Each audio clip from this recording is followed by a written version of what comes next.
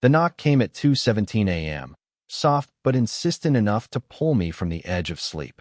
I stumbled to the door in my boxers and t-shirt, squinting through the peephole to see Edward standing in the hallway with a duffel bag slung over his shoulder and defeat written across his face. 3 months since we'd graduated, and this was the first time he'd taken me up on my offer to crash whenever he needed. "Hey," he said when I opened the door, his voice rough around the edges. "I know it's late, but get in here." I stepped aside, taking in his rumpled clothes and the way he couldn't quite meet my eyes. "What happened?" Edward dropped his bag by the door and ran a hand through his dark hair. "Riley and I, it's over. For real this time. She threw me out tonight." He let out a bitter laugh. Apparently 3 years means nothing when you're emotionally unavailable and not the person she fell in love with anymore. I wanted to say that Riley had always been wrong for him, that I'd watched him shrink himself to fit into her idea of who he should be, but instead I just nodded toward the kitchen. "Coffee? Or something stronger? Just, can I sit for a minute?" Edward collapsed onto my couch, his shoulders sagging. "I'm sorry for showing up like this. I know you said I could crash on your couch anytime, but I didn't think." "Don't." I sat down beside him, careful to maintain some distance even though everything in me wanted to close the space between us. "You don't have to apologize for needing somewhere to go. If this story hits you, drop a heart in the comments." Edward looked around my small apartment. The clean lines of my furniture, the photography prints on the walls, the careful organization that came from living alone for 2 years. "You've got a nice place, Kevin. Really nice. I feel like I'm intruding." "You're not intruding." The words came out more forcefully than I intended, and Edward glanced at me with something that might have been surprise. I cleared my throat. "I mean, stay as long as you need. The couch is comfortable." But even as I said it, I could see the exhaustion in his eyes, the way his whole body seemed to ache with more than just physical tiredness. Edward had always been the golden boy, star of the debate team, beloved by professors, the kind of guy who made friends effortlessly and lit up every room he entered. Seeing him broken like this made something protective and fierce rise in my chest. "Actually," I heard myself saying, "take my bed. I'll sleep on the couch." Edward's head snapped up. "Kevin, no. I can't." "You can and you will." I stood up, suddenly needing to move before I said something I couldn't take back. "You've had a shit night. The least I can do is make sure you get some actual sleep. I don't want to kick you out of your own bed." "You're not kicking me out of anything." I was already heading toward my bedroom, grabbing a spare set of sheets from the closet. "Besides, I stay up late working most nights anyway. The couch is fine." Edward followed me to the doorway, watching as I stripped my bed and put on fresh sheets. The domestic intimacy of it, preparing my bed for him, smoothing down the comforter where he'd sleep, made my hands shake slightly. I'd imagined him in my bed more times than I cared to admit, but never like this, never with him heartbroken and vulnerable and completely unaware of the effect he had on me. "Thank you," he said quietly. "Really, I don't know what I would have done if you hadn't answered the door." I turned to face him, and for a moment we just looked at each other. Edward's eyes were red-rimmed from exhaustion and whatever tears he'd shed over Riley, but there was something else there too, a softness I'd never seen before, a kind of raw honesty that made my breath catch. "Get some sleep," I managed. "We'll figure everything else out tomorrow." Edward nodded and stepped into the room, closing the door behind him with a soft click. I stood there for a moment, staring at the closed door, before forcing myself to walk back to the living room and settle onto the couch with a pillow and blanket. But sleep was impossible. Every sound from the bedroom, the rustle of sheets, the creak of the mattress, the quiet sigh Edward made as he settled in, seemed amplified in the darkness. I lay there staring at the ceiling, hyper-aware that Edward was 20 feet away, sleeping in my bed, surrounded by my scent and the intimate details of my private space. This was dangerous territory. I'd spent 4 years in college carefully managing my feelings for Edward, maintaining the perfect balance of friendship without crossing any lines that might reveal the truth I'd been hiding from everyone, including myself. I'd watched him date Riley, had smiled and played the supportive friend while dying a little inside every time he talked about their future together.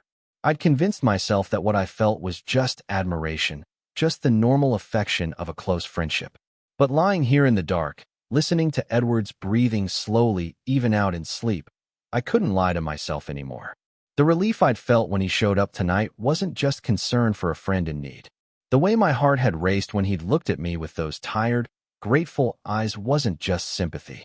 The possessive satisfaction I felt knowing he was in my bed, safe and protected in my space, was something else entirely. I'd been hiding from this truth for years, burying it under layers of denial and carefully constructed heterosexual performance. But Edward's presence in my apartment, in my bed, had stripped away all my defenses in the space of an hour. The feelings I'd been running from were right there, raw and undeniable and terrifying in their intensity.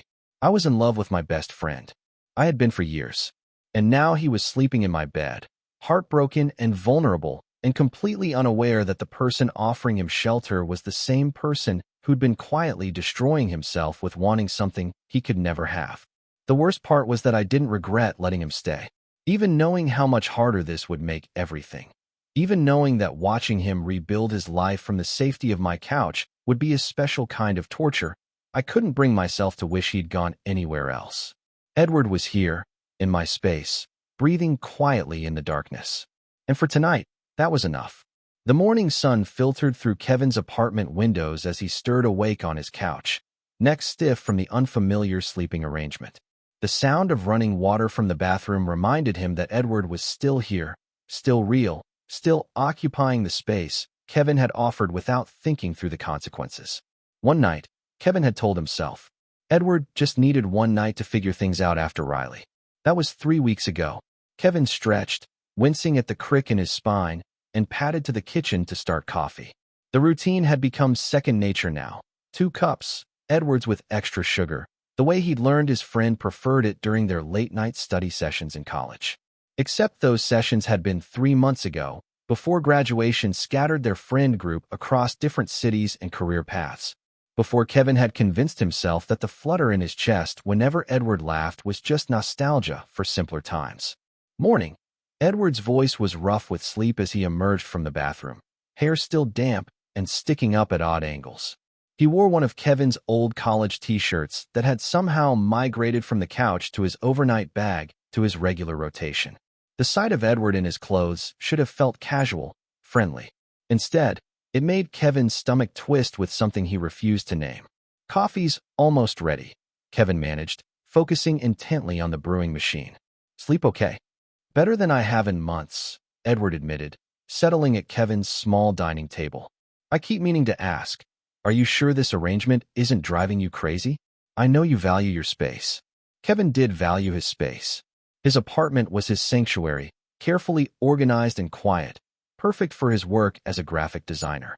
He'd chosen it specifically because it felt like a retreat from the world, somewhere he could exist without pretense or explanation. Having someone else here should have felt like an invasion. Instead, Kevin found himself looking forward to coming home each day. It's fine, Kevin said, handing Edward his coffee. Besides, you're still job hunting. It makes sense to save money until you find something permanent. It was a reasonable explanation, one they'd both accepted as Edward's one-night stay stretched into a week, then 2, then 3. Edward had interviews lined up, was actively apartment hunting, had even looked at a few places. But somehow there was always a reason to delay. The apartment was too expensive, the commute too long, the timing not quite right. Kevin told himself he wasn't making excuses to keep Edward here. He definitely wasn't buying Edward's favorite coffee or suggesting they watch one more episode of the series they'd started together. He certainly wasn't memorizing the way Edward's face lit up when he talked about his students from his last teaching position, or how he hummed unconsciously while cooking dinner. I've got 3 more interviews this week, Edward said, scrolling through his phone. There's this elementary school about 20 minutes from here that seems promising. The principal sounded really enthusiastic. That's great, Kevin replied, surprised by how flat his own voice sounded. 20 minutes isn't bad. Yeah, and there's an apartment complex near there that has some openings. I'm thinking of checking it out after the interview. Kevin's coffee suddenly tasted bitter.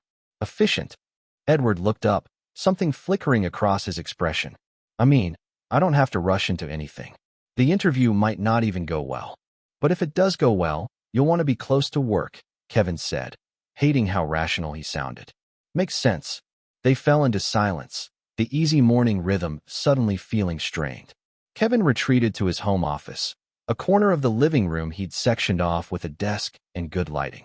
Graphic design work usually absorbed him completely, but today he found himself distracted by the sounds of Edward moving around the apartment.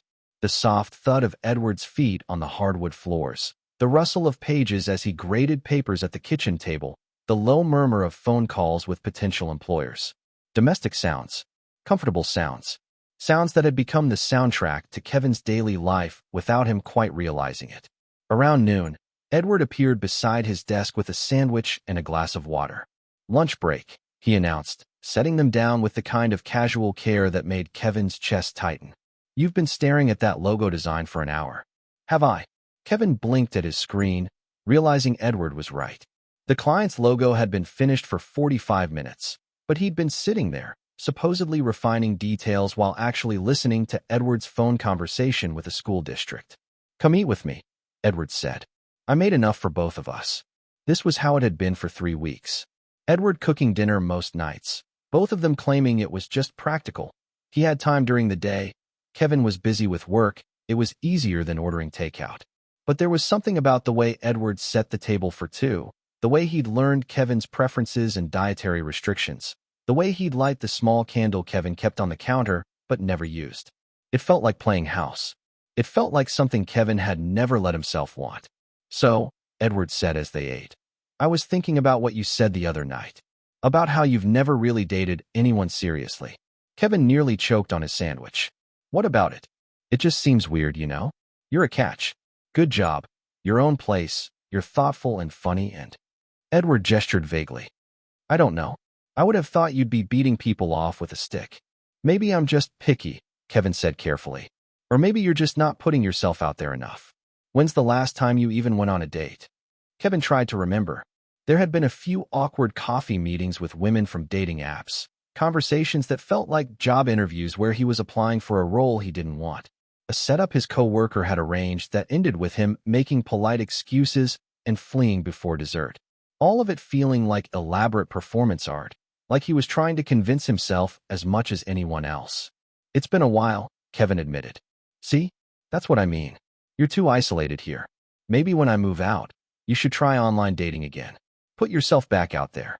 The suggestion hit Kevin like a physical blow. Edward moving out. Kevin returning to his solitary routine.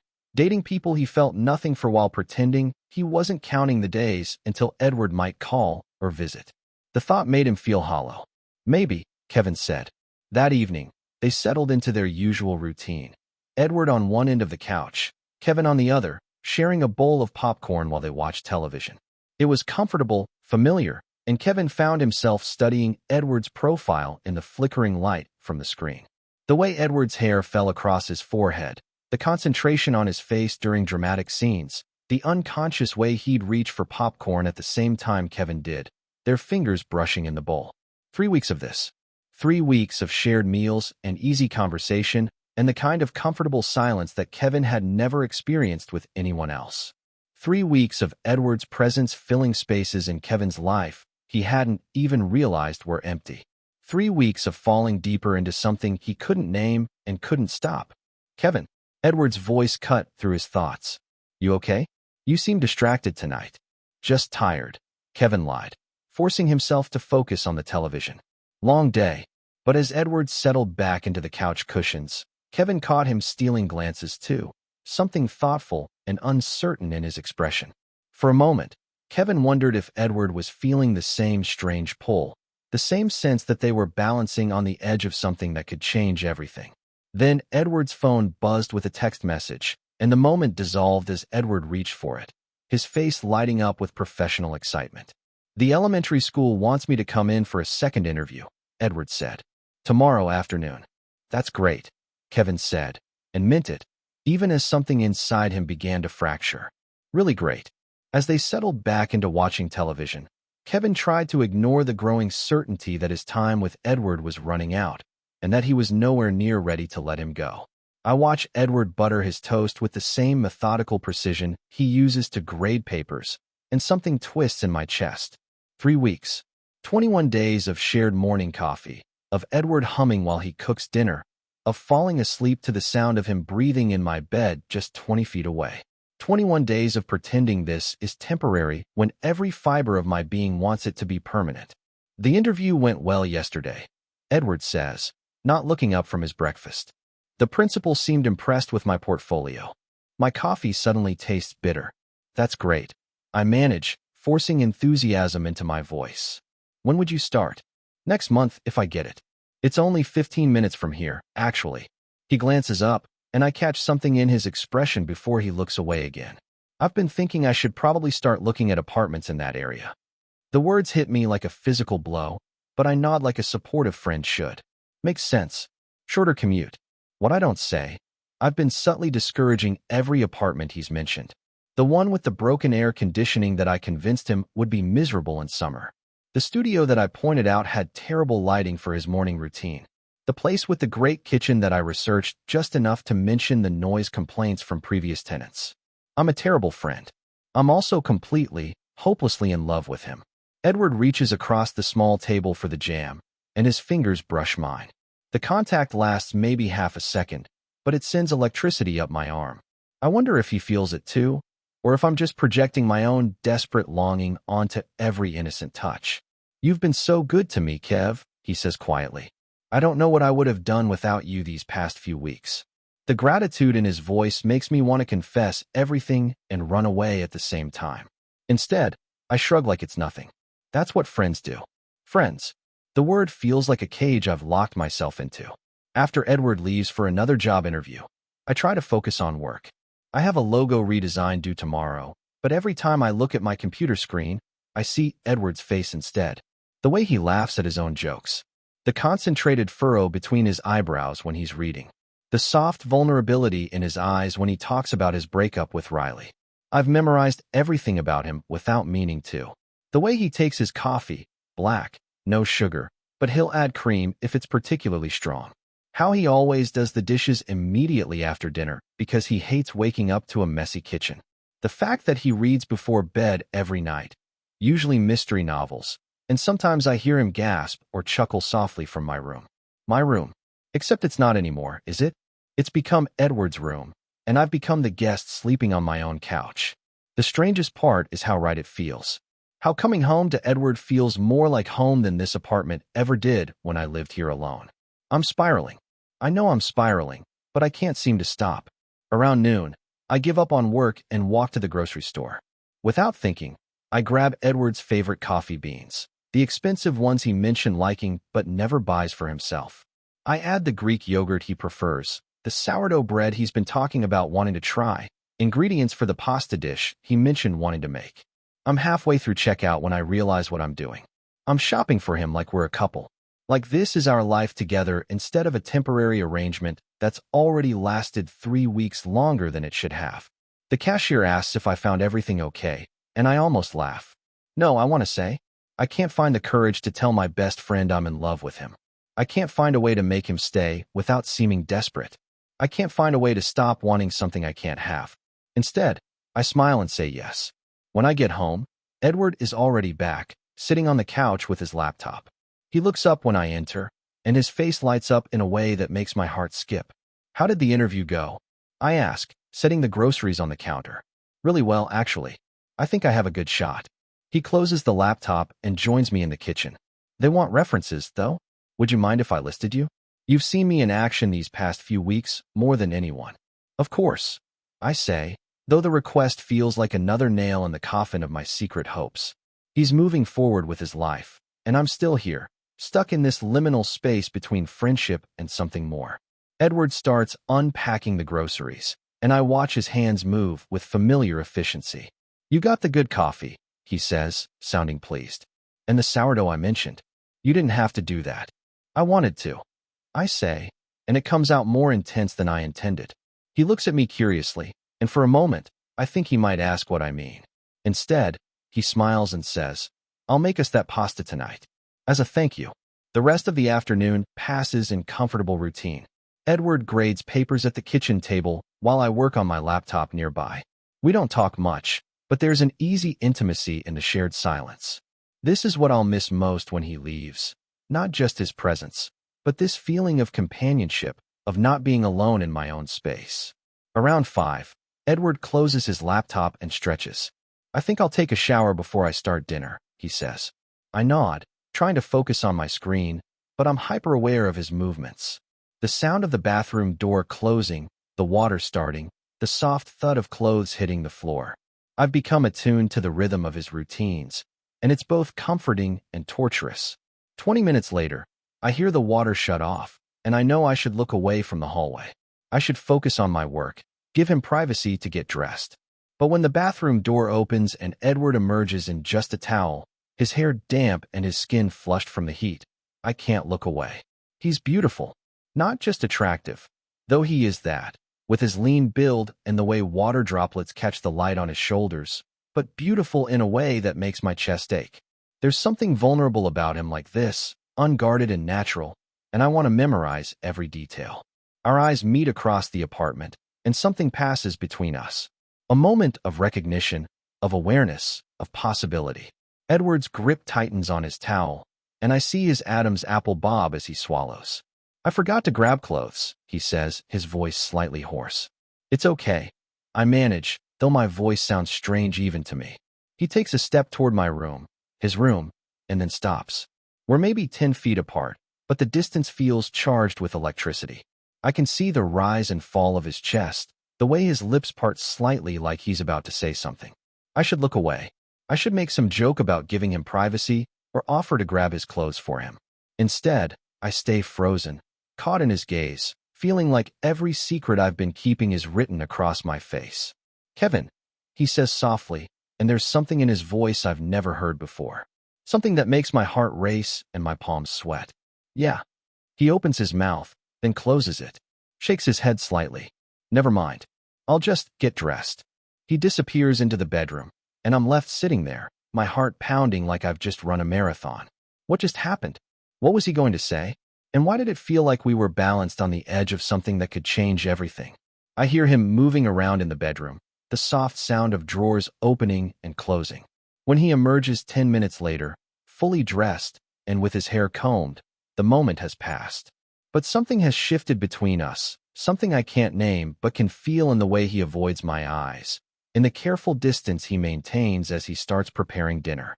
We eat in relative silence, the easy conversation from earlier replaced by a tension I don't know how to navigate. Every glance feels loaded, every accidental touch electric. I find myself watching his hands as he twirls pasta around his fork, remembering how they looked gripping that towel, and I have to force myself to look away. After dinner, Edward insists on doing the dishes alone, and I retreat to the couch with my laptop. But I can't concentrate on work. I keep replaying that moment in the hallway, the way Edward said my name, the possibility I thought I saw in his eyes. I'm losing my mind. 3 weeks of living in close quarters with the person I love most in the world, and I'm starting to see things that aren't there. Edward is straight. He just got out of a long-term relationship with a woman. He's vulnerable and grateful for my friendship, and I'm reading romantic intention into basic human kindness. But as I watch him move around the kitchen, humming softly to himself, I can't shake the feeling that something has changed, that we're both pretending everything is normal when it's anything but. When he finishes the dishes and settles onto the other end of the couch, careful to leave space between us, I know I'm right. The easy intimacy from this morning is gone, replaced by careful politeness. We're both acting like that moment didn't happen, but it's there between us, impossible to ignore. "I should probably call about that apartment tomorrow," Edward says during a commercial break. "The one near the school." My heart sinks, but I nod. "Good idea. It sounded perfect for you." Perfect for him. Terrible for me. But that's not his problem. As we settle in to watch the rest of the movie, I steal glances at his profile in the flickering light from the TV. 3 weeks ago, he was just my friend who needed a place to crash. Now he's the person I think about when I wake up and the last thing on my mind before I fall asleep. He's the reason I buy expensive coffee and the reason I dread checking my email for apartment listings. He's the person I'm in love with, and he has no idea. And tomorrow, he's going to start looking for a way to leave. The next morning arrives with the cruel efficiency of an alarm clock, dragging me from restless sleep into the harsh reality of what happened in the hallway. Edward's already up, the sound of coffee brewing drifting from the kitchen along with the soft murmur of his voice on a phone call. I lie on the couch for a moment, staring at the ceiling, replaying that charged moment between us over and over. The way he looked at me, the way the air seemed to thicken with something unnamed and dangerous, the way he pulled back like he'd been burned. I forced myself up, padding to the kitchen where Edward stands with his back to me, phone pressed to his ear. His hair is still damp from the shower, and he's wearing one of my old college t-shirts that's slightly too big on him. The sight of him in my clothes sends a familiar pang through my chest, one I've been trying to ignore for 3 weeks now. "That sounds perfect," Edward says into the phone, his voice bright with enthusiasm that makes my stomach drop. "Yes, I can come see it this afternoon. Thank you so much." He hangs up and turns to find me watching him, and for a split second, something flickers across his face. Uncertainty, maybe even guilt. But then he's smiling, that easy charm that first drew me to him back in college. "Morning," he says, pouring me a cup of coffee without being asked. He knows exactly how I like it now. 2 sugars, splash of cream. That was about an apartment. 1 bedroom, good neighborhood, available immediately. The coffee tastes like ash in my mouth. That's great. I manage, hating how hollow my voice sounds. Really great. We stand there in my kitchen, the morning light streaming through the windows, and the silence stretches between us like a chasm. I can feel him watching me, can sense the questions he's not asking about last night, about the way I looked at him, the way my breath caught when he stepped closer. "Kevin," he starts, then stops, running a hand through his damp hair. "About last night, Nothing happened," I say quickly, too quickly. It was nothing. Forget about it." But even as I say it, I know neither of us will forget. The moment is burned into my memory. The way his eyes widened when he saw me watching him. The way the towel slipped slightly on his hips. The way we both froze like deer in headlights when we realized what was happening between us. Edward nods, but his expression remains troubled. "Right. Nothing happened." The day passes in a blur of forced normalcy. Edward leaves for his apartment viewing, and I throw myself into work, trying to lose myself in color palettes and typography. But every few minutes, I find myself checking the time, wondering if he's already fallen in love with the place, if he's already planning his escape from this strange limbo we've created. When he returns that evening, I'm pretending to read on the couch, but really I'm watching the door, waiting for the sound of his key in the lock. He comes in quietly, and I can tell immediately from his posture that the viewing went well. "So?" I ask, trying to keep my voice casual. Edward sits down on the opposite end of the couch, maintaining careful distance between us. "It's perfect," he says, and the word hits me like a physical blow. "Furnished, good light, close to the school district where I'm interviewing. The landlord wants me to move in this weekend. This weekend. 3 days from now." The timeline feels impossibly fast and devastatingly slow all at once. "That's amazing," I lie, setting down my book. "You must be relieved." "Yeah," Edward says, but he doesn't sound relieved. He sounds tired, conflicted. "I wanted to thank you, Kevin, for everything. These past 3 weeks. I don't know what I would have done without you." The gratitude in his voice is genuine, but it cuts deeper than any rejection could. Because that's all this is to him, gratitude. Friendship, a temporary arrangement that's finally coming to its natural end. "You don't need to thank me," I say. "We're friends. It's what friends do." Friends. The word tastes bitter on my tongue, a lie dressed up as truth. That night, I lie awake on the couch, staring at the ceiling and listening to the sounds of Edward moving around in my bedroom. Tomorrow he'll start packing. This weekend he'll be gone, and I'll have my apartment back, my bed back, my carefully ordered life back. Everything will return to the way it was before, except I'll know what I'm missing now. I'll know what it feels like to share morning coffee with someone who remembers how you like it, to come home to the smell of dinner cooking, to fall asleep to the sound of another person breathing in the next room. I must drift off eventually, because I wake to the sound of movement in the living room. The clock on the cable box reads 2:47 a.m., and when I sit up, I see Edward standing by the window, silhouetted against the city lights filtering through the blinds. "Can't sleep?" I ask softly. He turns, and even in the dim light, I can see the tension in his shoulders, the way his hands are clenched at his sides. "Sorry, I didn't mean to wake you." "You didn't." I swing my legs over the side of the couch, suddenly wide awake. "What's wrong?" Edward is quiet for a long moment, and when he speaks, his voice is barely above a whisper. "I keep thinking about what you said. About this being temporary. My heart starts beating faster. What about it? I don't want it to be. The words come out in a rush, like he's been holding them back for hours. I don't want to move out, Kevin. These 3 weeks, they've been the happiest I've been in years. Maybe ever. I stare at him, afraid to breathe, afraid to hope. What are you saying? I'm saying that my relationship with Riley was over long before it officially ended. I'm saying that I've been lying to myself about why I came here that night, why I keep finding excuses to stay. He takes a step closer, and I can see the fear in his eyes, the vulnerability that mirrors my own. I'm saying that I think I know why you looked at me the way you did last night. The air between us feels charged again, electric with possibility and terror. I want to reach for him, want to close the distance and tell him everything I've been hiding, but I'm frozen by the magnitude of what he's suggesting. Edward, I start, but he shakes his head. I know this is crazy. I know I'm probably reading everything wrong, but I can't leave without knowing if what I think is happening between us is real, or if I'm just desperate and confused and seeing things that aren't there. He's close enough now that I can see the rapid rise and fall of his chest, can smell the familiar scent of his shampoo. My hands are shaking, and I press them against my thighs to still them.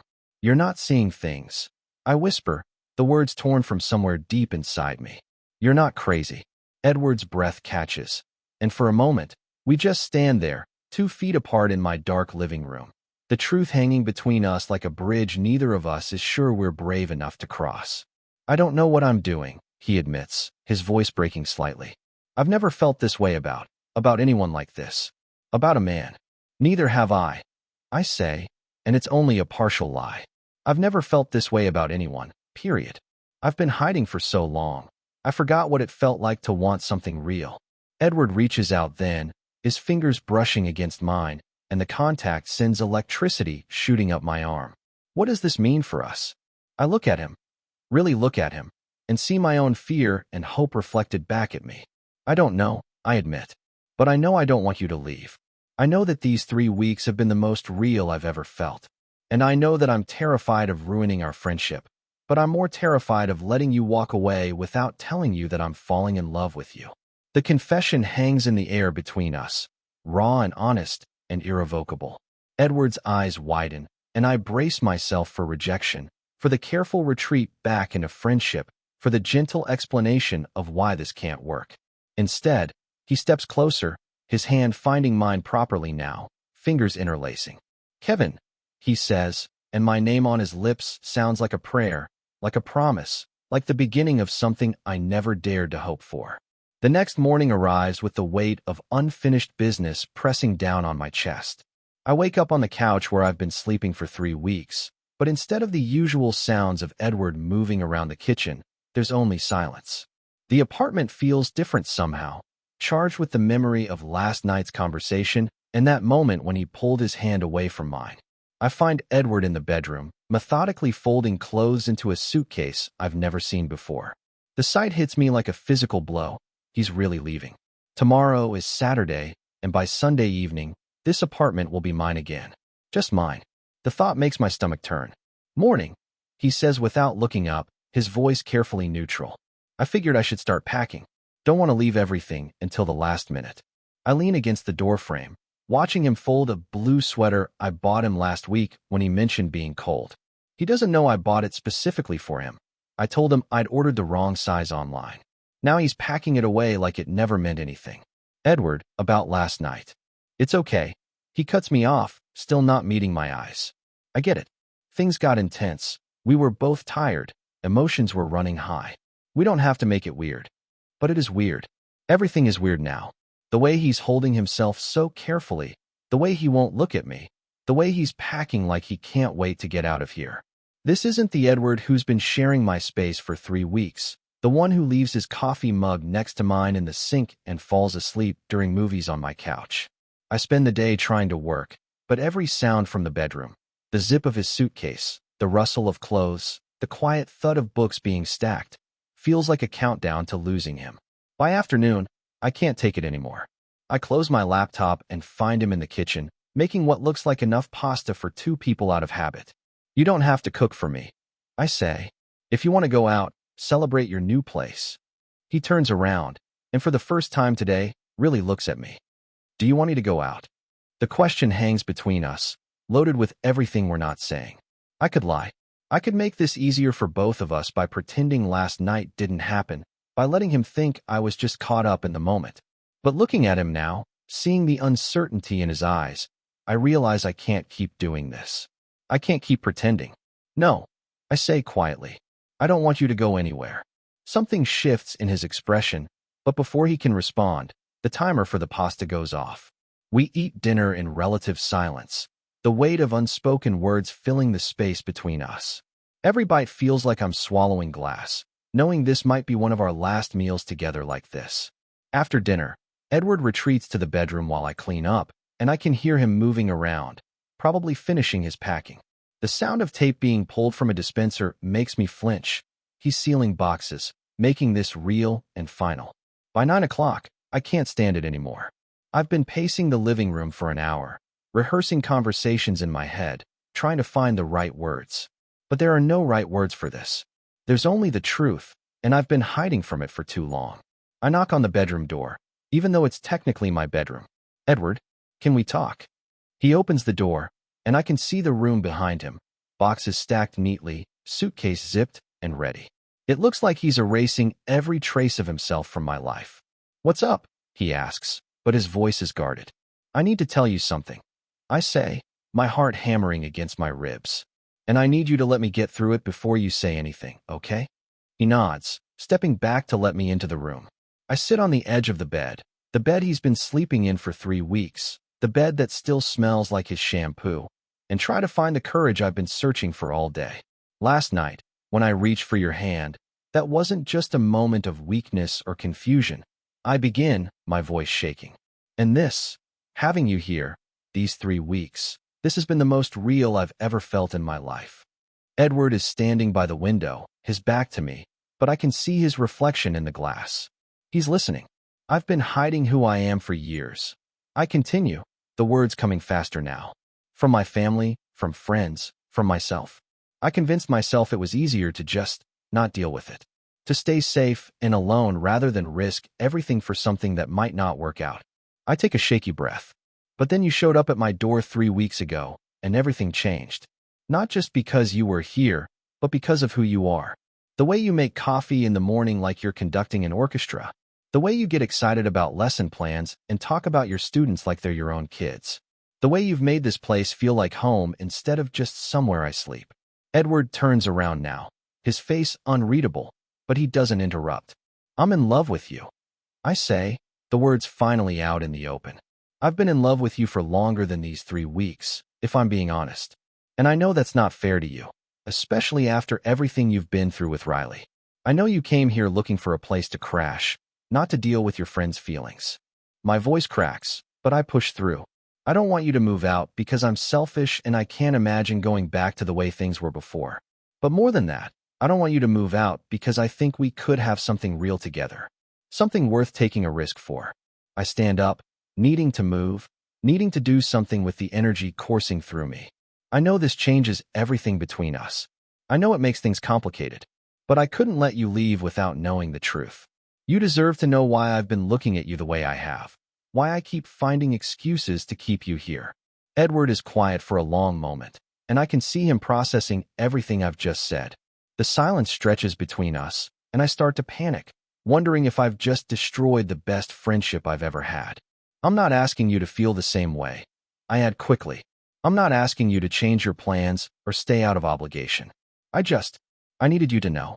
Because you matter to me, and what we've had these past 3 weeks matters to me, and I couldn't live with myself if I let you walk away thinking it was just about friendship. I sit back down on the bed, suddenly exhausted. So that's it. That's what I needed to tell you. The apartment you found sounds great, and I'm happy for you. I really am. But I had to be honest about what this has meant to me. Edward is still standing by the window, but now he's looking directly at me, and I can see something shifting in his expression. It's not rejection, but it's not acceptance either. It's something else entirely, recognition, maybe, or understanding. Kevin, he says softly, and my name sounds different in his voice now. Can I ask you something? I nod, not trusting my voice. When you reached for my hand last night, he says, taking a step closer. What were you hoping would happen? The question catches me off guard. I don't know, I admit.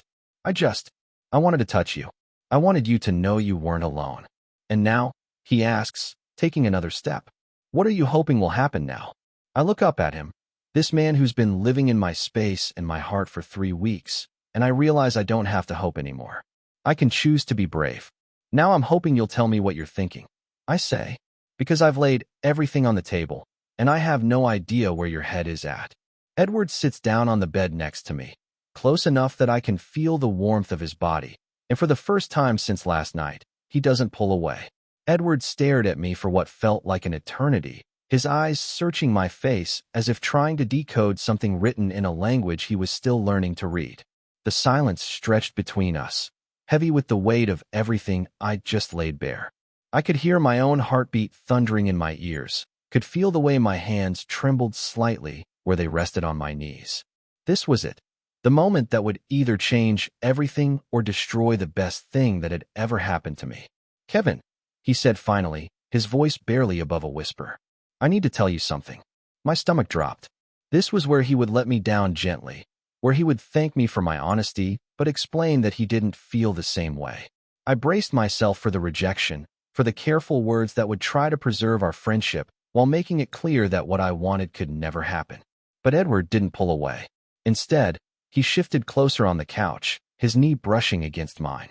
The reason Riley and I broke up, he began, his voice shaking slightly. It wasn't just because we grew apart. It wasn't because we wanted different things. He took a shuddering breath. It was because I couldn't stop thinking about you. The words hit me like a physical blow. I felt my mouth fall open, felt the world tilt sideways around me. What? For months, Edward continued, his eyes fixed on his hands. Every time Riley would touch me, every time we'd be together, I'd find myself thinking about you instead. About your laugh, about the way you get that little crease between your eyebrows when you're concentrating on a design, about how safe I felt when you'd text me just to check in. He looked up at me then, and I saw my own fear reflected in his eyes. I kept telling myself it was just friendship, that I was confused because you were the first person who ever really listened to me. But deep down, I knew it was more than that. I couldn't breathe, couldn't think. All those months I'd spent convincing myself that my feelings were one-sided, that I was reading too much into every smile, every casual touch, every moment of connection between us. Edward, I came here that night, he interrupted, his voice gaining strength. Not just because I needed a place to stay. I came here because I was finally ready to admit what I'd been feeling, what I'd been too scared to acknowledge. He laughed, but it came out shaky and uncertain. I thought maybe if I spent some time with you, I could figure out if what I was feeling was real or was just some kind of emotional confusion after my breakup. And the word came out as barely a whisper. And these 3 weeks have been the most honest I've ever felt in my life. Edward's hand moved closer to mine on the couch, not quite touching but close enough that I could feel the warmth of his skin. Every morning when I'd wake up and hear you moving around in the kitchen, every evening when you'd come home from work and your whole face would light up when you saw me, it felt like coming home to something I didn't even know I was looking for. I stared at him, afraid to believe what I was hearing. But you're moving out. You found an apartment. Because I was terrified, he admitted. Because I thought if I stayed any longer, I'd do something stupid like fall completely in love with my best friend and ruin everything. He paused, his eyes meeting mine. Turns out I was too late to stop that from happening. The confession hung in the air between us, fragile and precious and terrifying. I wanted to reach for him, wanted to close the distance between us, but I was afraid that if I moved too quickly, this moment would shatter like glass. I've never been with a man before, Edward said quietly. I've never even kissed one. I don't know what I'm doing, and I'm scared as hell that I'm going to mess this up somehow. You think I know what I'm doing? I let out a shaky laugh. Edward, I've been hiding who I am for so long that I forgot what it felt like to want someone this much. You scare me more than anyone ever has, because you make me want to be brave. Edward's hand finally closed the distance between us, his fingers intertwining with mine. The touch sent electricity shooting up my arm, and I saw him shiver slightly in response.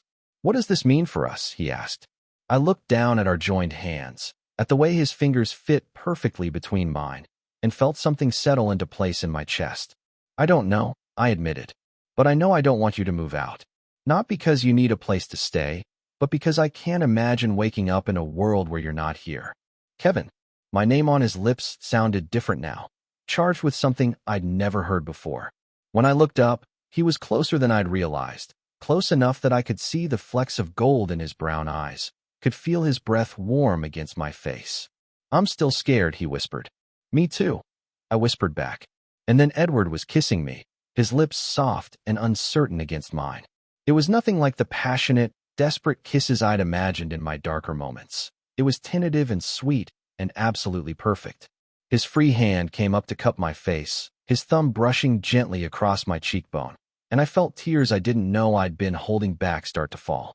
When we finally broke apart, Edward rested his forehead against mine, both of us breathing hard. I can't believe this is real, he murmured. It's real, I assured him, bringing our joined hands up to press against my chest, over my racing heart. We're real. Edward smiled then, the first genuinely happy smile I'd seen from him since he'd arrived on my doorstep 3 weeks ago. So what happens now? I thought about the apartment he'd found, about the life he'd been planning to build without me, about all the fear and uncertainty that still lay ahead of us. But mostly I thought about the way he was looking at me now, like I was something precious and worth fighting for. Now, I said, leaning in to kiss him again, we figure it out together.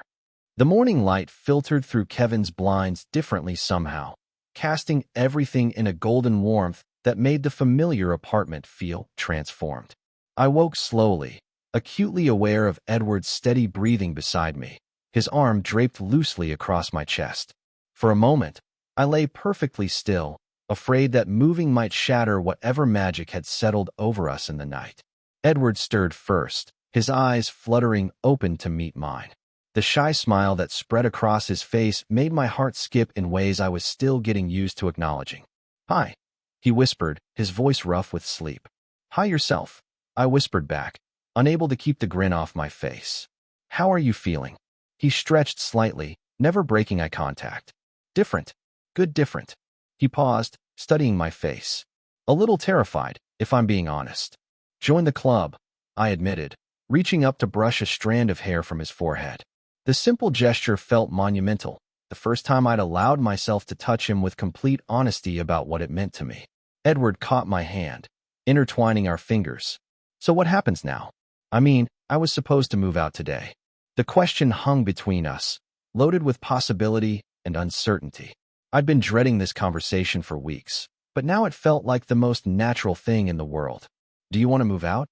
I asked, though my heart hammered against my ribs waiting for his answer. No, he said immediately, then laughed softly. God, no. But I don't want to stay just because it's convenient or because we got caught up in a moment. I want to stay because we're choosing to build something together. The distinction mattered more than I could express. Then stay, not as my friend crashing on my couch, but as whatever we're becoming. Your boyfriend. Edward tested the word carefully, like he was trying it on for size. If you want to be. The vulnerability in my voice surprised me. Even after everything we'd shared, putting a label on it felt like stepping off a cliff. I do want to be, he said, squeezing my hand. I really do. But Kevin, I've never done this before. I don't know how to be someone's boyfriend when that someone is a man. I don't know either, I confessed.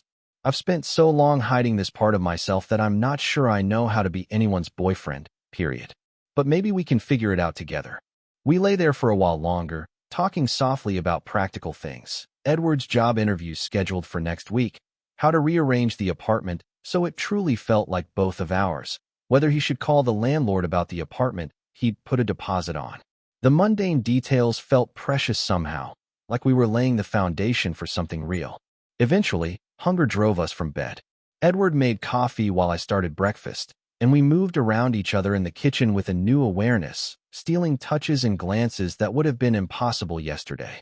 When Edward wrapped his arms around me from behind as I flipped pancakes, I leaned into him without the usual spike of panic. I keep expecting to wake up, he murmured against my neck. Me too, I admitted, turning in his arms. But I don't want to. After breakfast, we tackled the apartment. Edward's teaching certificates had been living in a box by the door for 3 weeks, along with his books and the few personal items he'd brought.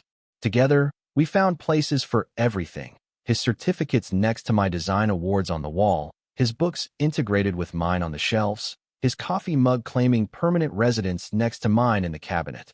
"It looks right," Edward said, stepping back to survey our handiwork. "Like it was always meant to be this way." I wrapped my arms around him from behind, resting my chin on his shoulder. "It does, Kevin." His voice carried a note of nervousness that made me tighten my hold on him. "Yeah. What are we going to tell people? Your family, my friends from work?" The question I'd been dreading. "The truth, I guess. When we're ready." I paused, gathering courage. "I've been thinking about calling my sister. She's always suspected, I think. And maybe it's time I stopped being afraid of who I am." Edward turned in my arms, his eyes bright with something that looked like pride. "I'd like to meet her, when you're ready. And I'd like to meet your friends. The ones who matter, anyway."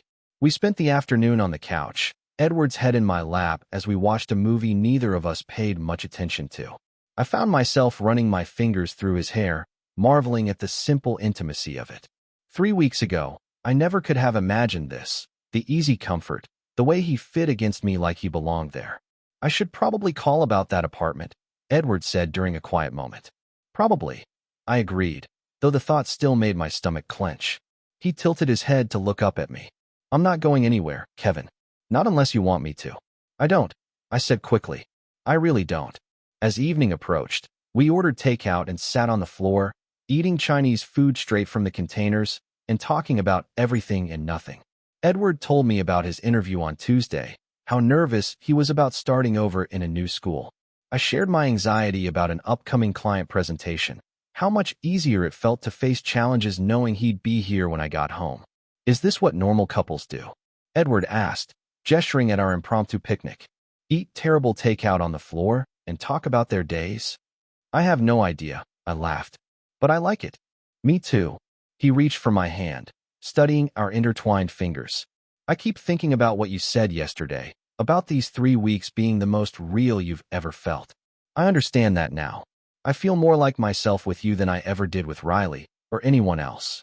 Later, as we got ready for bed, together, in my room, our room now, I caught Edward's reflection in the bathroom mirror. He was brushing his teeth with the spare toothbrush that had been sitting and used in my medicine cabinet for months, and the domesticity of it hit me like a wave. "What?" he asked, noticing my stare. "Nothing," I said, but I was smiling. "Just this. Us. I'm happy."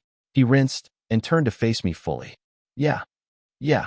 I pulled him close, still amazed that I could do that now, that he wanted me to. "Really happy." "Good," he whispered against my lips. "Because I'm not going anywhere."